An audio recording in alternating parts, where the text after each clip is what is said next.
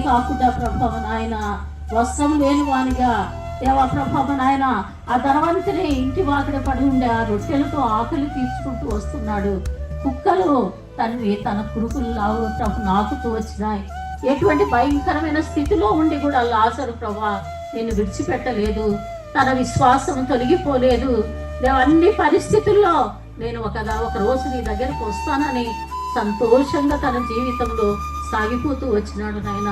అయితే ఇరువురికి మరణం వచ్చింది.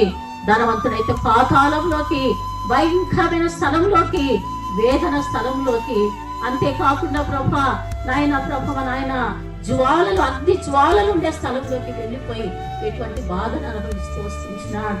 అయితే లాజరు అబ్రహాము రొమ్మున ఆనుకున్న ప్రభు కొనుక్కోబడినాడు. దూతలు వచ్చి తనను తీసుకొని వెళ్ళినాడు. ఎంత నెమ్మది పొందుకుంటున్నాడు నాయన. తనకు ఆ నెమ్మది పొందే స్థలాన్ని కొరకై మేము